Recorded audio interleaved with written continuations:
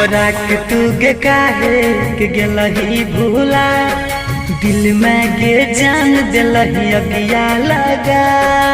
ओ जान गे हमरा के तू गे काहे के गेलही भूला, दिल में गे जान दिलही अगिया लगा।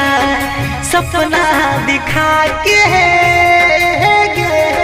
सपना दिखा के काहे गेलही रुला, हमरा के तू गे काहे के गेलही भूला, दिल में गे जान दिलही अगिया लगा।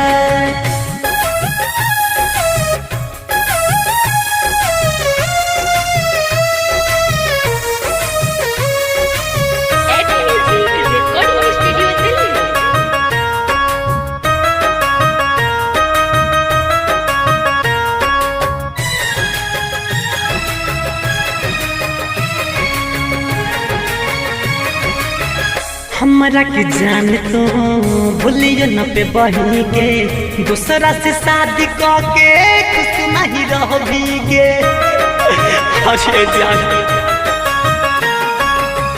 हमरा के जान तो भूलियो न पे बही गे, दूसरा से शादी करके खुश नहीं रही गे।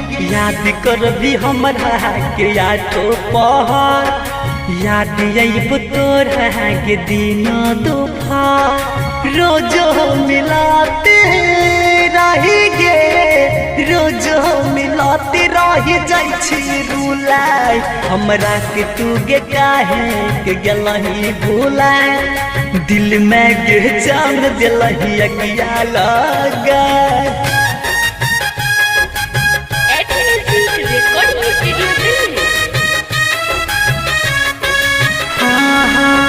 सनदी पे प्यारे तोड़ा भूलियो न पैतो गे, राइटर शशि संगे सब तना देतोगे।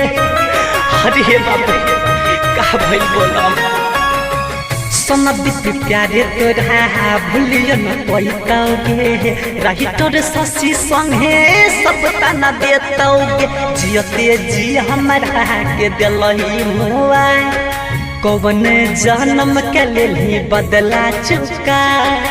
तस्वीर दिखा के गे, तस्वीर दिखा के दिलही काहे जाला, हमरा के तू गे काहे के गेलही भूला, दिल में गे जान दिलही अगिया लगा।